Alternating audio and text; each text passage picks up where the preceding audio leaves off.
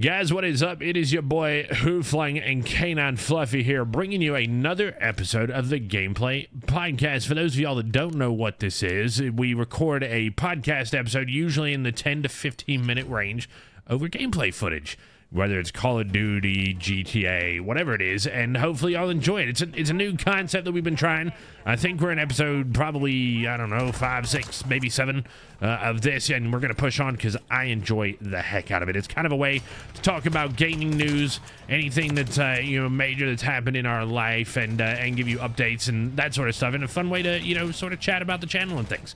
Right out the gate, me and Fluffy are freezing our what's off. It is cold as heck in here. Inside the studio, it is about 50, 55 degrees, give or take. It is about 32 outside right now, going down to the mid-20s. I know, not as cold as everybody else in the country, but for us Southerners, it's pretty darn cold. Last couple of days, it's actually been in the mid to low teens. And we've actually had our heating go out for the second time this week. They thought they'd fixed it last time. Clearly they haven't, because my thermostat is set to 75 and it's a whopping 55 in here at least. It might even be lower than that right now. Not 100% sure, but it's dropped 20 degrees since the heating went out, and I'm concerned that it will go down to very, very uncomfortable levels later on as the sun goes down and temperatures drop.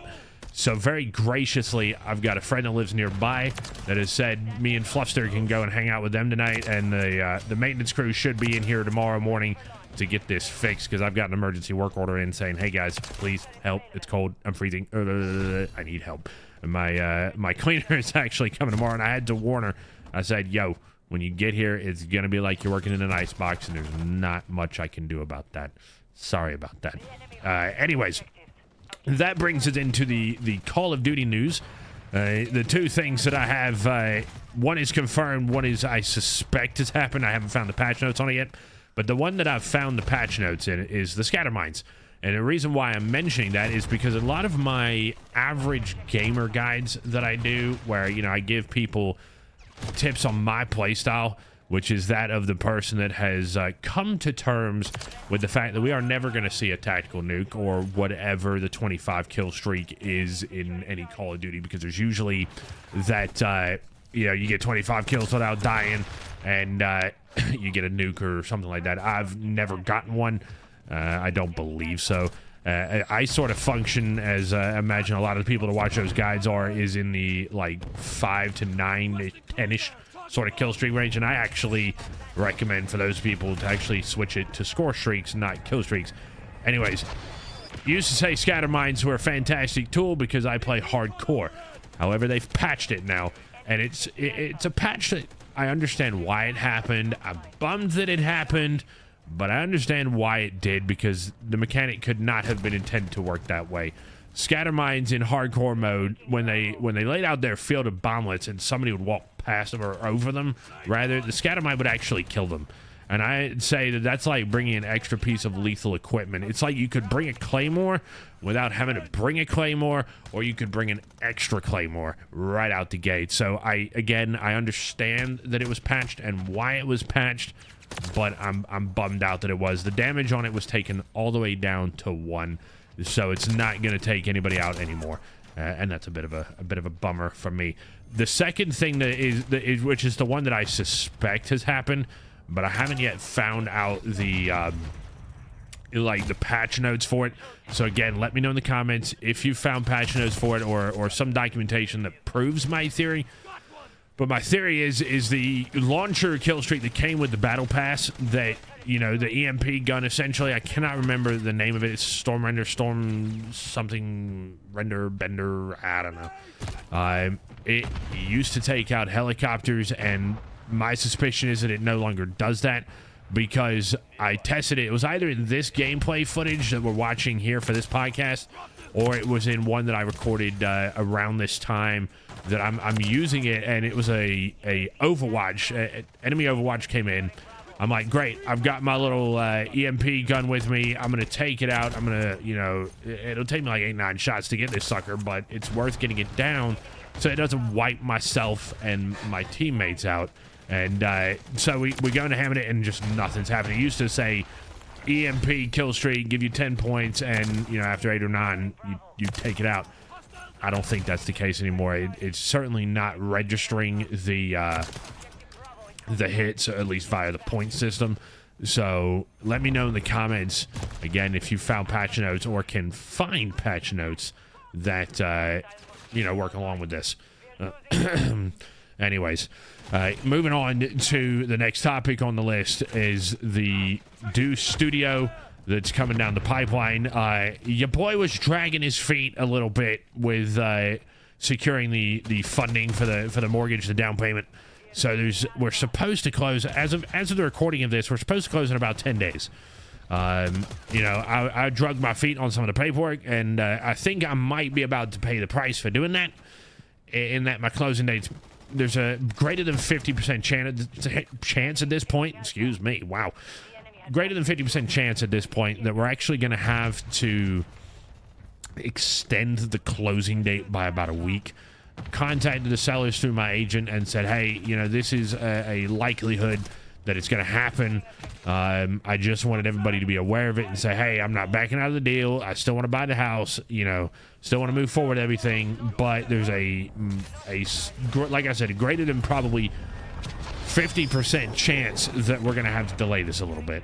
And everybody said, nah, it's fine. Things happen. You know, I'm buying my first home and, you know, just learning the process as everybody else would.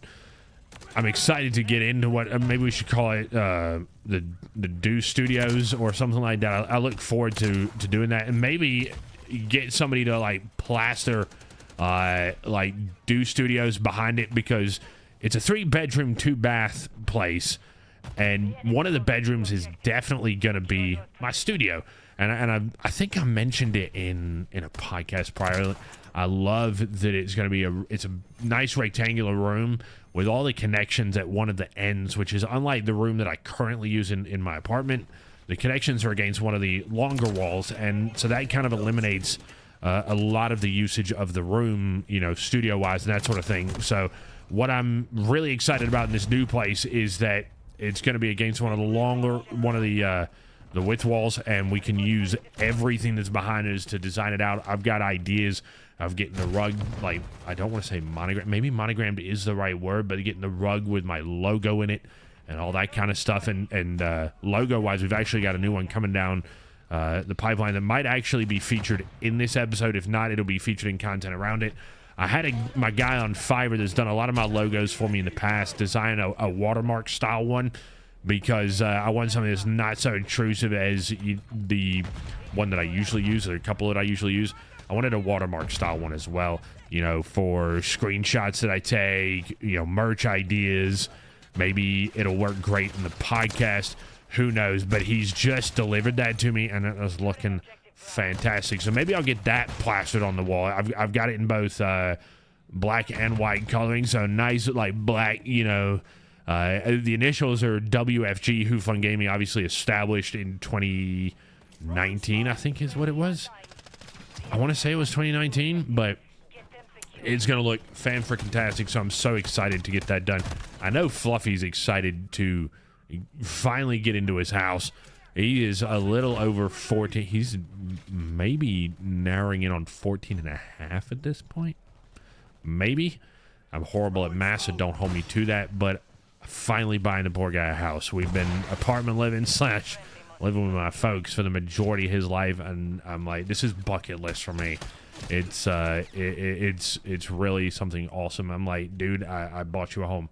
You know, together we're a team, and look what we've achieved. And man, if you sit back and think about it, what you achieve when you you know, love and cherish somebody like that so much as we do our pets, and we've matured together, we've grown so much to be able to say, dude, finally been able to buy you a house. I can't wait. We sign 10 days from now, provided we don't have to push it back. If we do, Riposaurus Rex to that idea, and we'll just push it back. I was trying to get it to where my folks were in town, because my mom and dad are coming at the end of this month. They're staying the first week of February. The idea behind it was so that we could move and they could help me with it. You know, they'll be at one end, I'll be at the other end, you know, directing movers and that kind of stuff. And also so that I can pick through their storage unit that they've got here, because they left town. What is it? They left town about 2020, maybe 2021, beginning half of 2021. And so I was going to hope that they were in town to do that, but they're not. You know, maybe. Anyways, guys, this has been another episode of the Gameplay Podcast. I really hope y'all enjoyed it. We'll catch you in the next one. Don't forget to like, comment, subscribe, and we'll see y'all guys. Peace. Man, that was a good round.